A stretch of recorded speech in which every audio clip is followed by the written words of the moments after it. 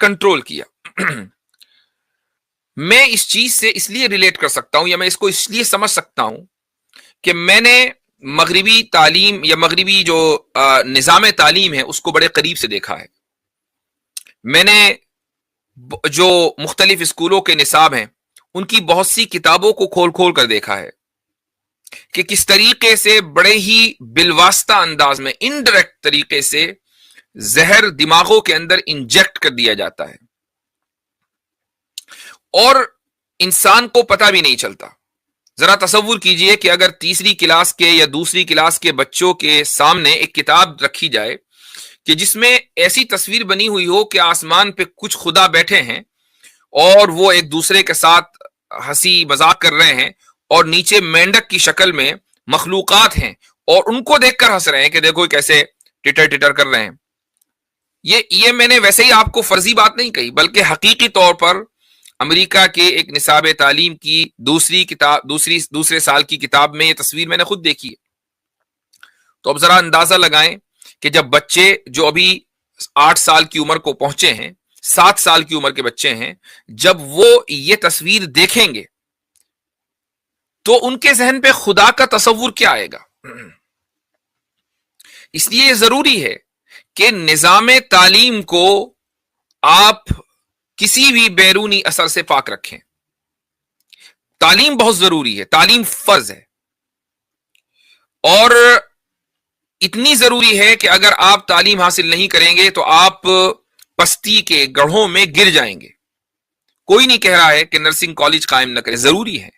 آپ کو سائنٹسٹ بننا ضروری ہے, آپ کے لیے ڈاکٹر بننا ضروری ہے, آپ کے لیے انجینئر بننا ضروری ہے, آپ کے لیے وکیل ہونا ضروری ہے. جتنے بھی اس دنیا میں ترقی کے راستے ہیں ان سب راستوں کے اوپر چلنا بے انتہا ضروری ہے.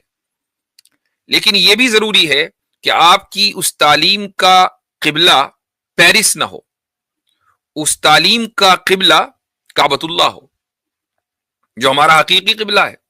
یعنی اگر وہ تعلیم آپ کو دنیا سے اس طریقے سے باور کراتی ہو کہ اس دنیا کا خالق اللہ ہے اور عبادت اسی کی ہوگی تو پھر آپ جو چاہے پڑھیں, ناسا میں جائیں, آپ اسپیس میں جائیں, وہاں جا کر آپ ایسٹروناٹ بن جائیں, ڈزنٹ میٹر.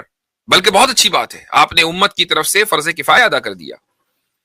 لیکن اگر آپ بہت کامیاب انسان بن گئے, آپ فزکس کے زبردست عظیم الشان پروفیسر بن گئے, لیکن at the end of the day آپ کی فکر وہی بیکار بکواس رہی کہ جس سے آپ کی زبان سے نکلنے والے الفاظ سے خدا کے خلاف بغاوت کی بو آتی ہو, تو پھر ایسی تعلیم کا کیا فائدہ؟ اصل بات یہ ہے.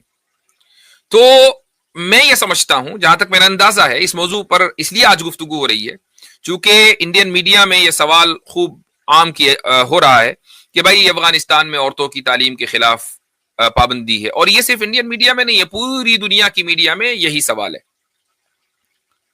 تو میں یہ سمجھتا ہوں کہ ہر ملک میں جہاں پر بھی آبادی کے اندر غیرت ہے, اور وہ آبادی کوئی بھی ہو, مسلمان کی ہو کہ کوئی دوسری جہاں بھی غیرت والے لوگ رہتے ہیں وہ کبھی یہ نہیں چاہیں گے کہ دوسرے ملکوں کے اثرات ہمارے ملک کے اوپر اس طریقے سے آئیں کہ ہمارے بچے جب بڑے ہوں تو ہم پہچان نہ پائیں کہ یہ ہماری ثقافت اور ہمارے کلچر سے ریلیٹ کرتے ہیں یا نہیں.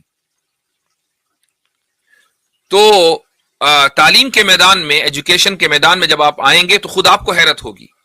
میں یہ بات بصیرت علی وجہ البصیرت کہہ سکتا ہوں کہ اس وقت پوری دنیا میں جو نظام تعلیم رائج ہے, وہ چاہے مغرب میں ہو یعنی امریکہ میں ہو, وہ یورپ میں ہو, اس میں رومن تہذیب کا اثر غالب ہے. اور رومن تہذیب بھی اس زمانے کی, یونانی گریک تہذیب اور رومن تہذیب اس زمانے کی کہ جب وہاں پر شرک عام تھا. اسی چیز کو آج اسکول کی تعلیم کے ذریعے بچوں کے اندر ڈالا جاتا ہے.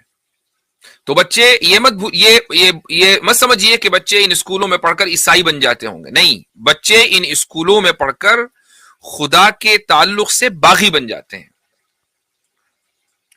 یہی وجہ ہے کہ امریکہ میں اور امریکہ اور مغربی ممالک کے مغرب میں دوسرے ممالک میں جو کیتھولکس ہیں انہوں نے اپنا نصاب تعلیم بنایا ہوا ہے. پروٹesٹنٹس نے, ایونجلیکلز نے اپنا نصاب تعلیم بنایا ہوا ہے, جو عام نصاب تعلیم ہے وہ اپنے بچوں کو نہیں پڑھاتے ہیں. لیکن اس تعلق سے خود ہم مسلمانوں نے کتنی فکر کی ہے, اس کا کوئی ہمارے پاس نہ تو اس کے اعداد و شمار ہے, نہ کوئی رپورٹ ہے, لیکن بظاہر جو دنیا میں صورتحال ہے وہ یہ کہ اس تعلق سے فکر زیرو ہے. اور گزشتہ 250 سال سے 190 سال سے یہی صورتحال ہے. 1830 کے بعد لارڈ میکالے نے جو تعلیمی نظام رائج کیا تھا, اس کے بعد بتائیے کہ کیا اس کا بدل ہم نے مسلمانوں نے دنیا میں کہیں دیا؟ نہیں دیا.